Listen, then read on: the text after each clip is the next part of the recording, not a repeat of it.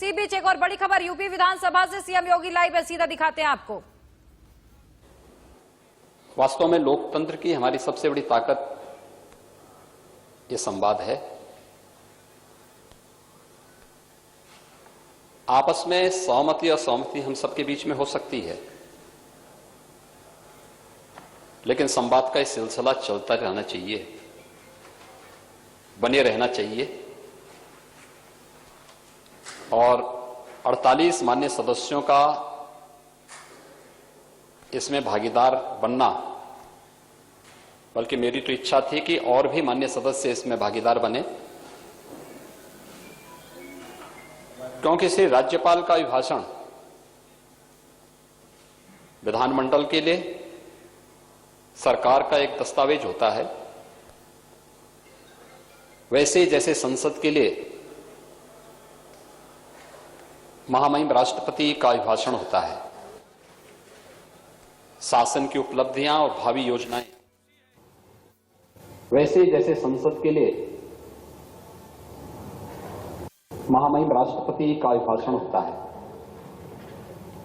शासन की उपलब्धियां और भावी योजनाएं इस अवसर पर अभिभाषण के माध्यम से रखी जाती हैं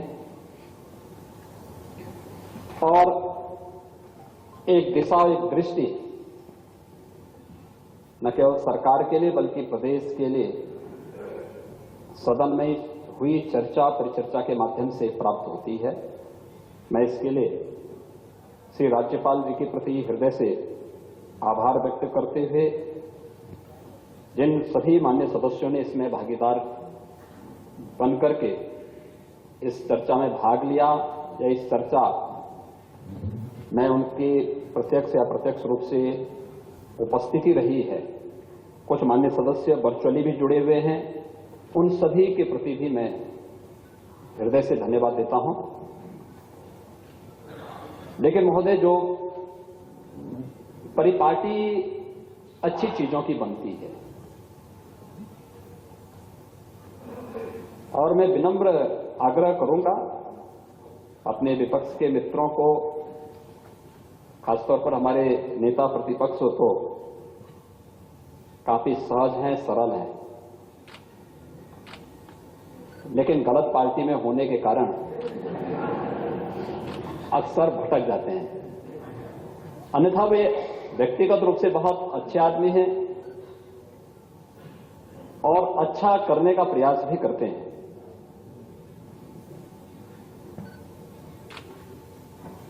राज्यपाल जी अभिभाषण करने के लिए आए थे। राज्यपाल या राष्ट्रपति देश का संवैधानिक प्रमुख होता है। राज्यपाल प्रदेश का संवैधानिक प्रमुख है। अगर अपने संवैधानिक प्रमुखों का सम्मान चुना गया सदन नहीं करेगा, लोकतांत्रिक प्रणाली के सामने स्वयं एक गंभीर संकट खड़ा होगा।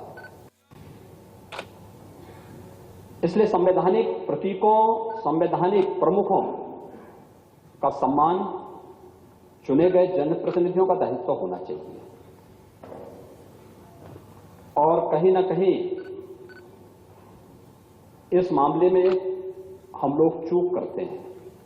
परिपाटी अच्छी होनी चाहिए, परिपाटी अच्छी, जैसे इस विधान सभा ने पिछली चर्चाओं में 2019 में 2020 में हम लोग उस प्रकार की किसी चर्चा को आगे नहीं बढ़ा पाए वैश्विक महामारी कोरोना के कारण,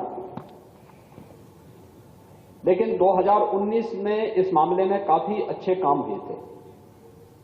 जैसे सस्टेनेबल डेवलपमेंट गोल्स पर 36 घंटे की डिबेट, देश का पहला कोई लोकतांत्रिक मंच था और खासतौर पर उत्तर प्रदेश विधानमंडल में इस पे चर्चा की और माननीय सदस्यों ने इसमें भागीदार बनकर के इस सभी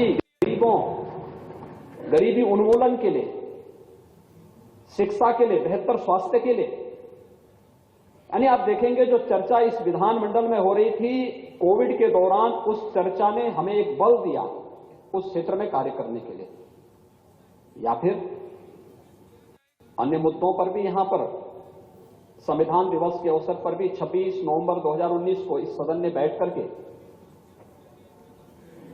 एक चर्चा की थी। हम फंडामेंटल राइट की बात तो करते हैं,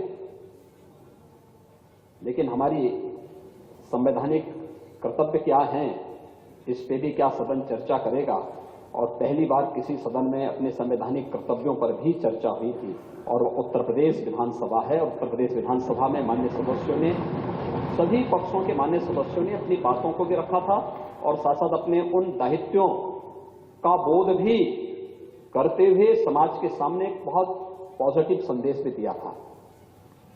अनुसूचित जाति जनजाति से संबंधित बिल पर भी एक स्पेशल सेशन बैठा था और तब भी सदन में चर्चा हुई थी। हमने टालने की रणनीति नहीं अपनाई। एक चर्चा जिसके लिए विधायिका का यह मंच बना हुआ है, उसका बेहतर उपयोग।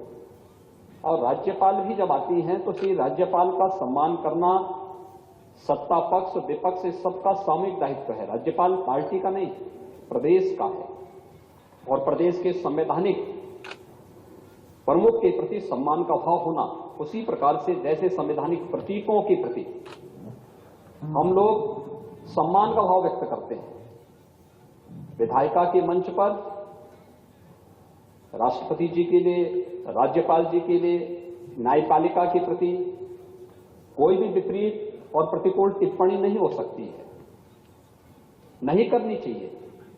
परिपाटी तो ये है, लेकिन उस सब के बावजूद भी जिस प्रकार का आचरण देखने को मिल रहा है,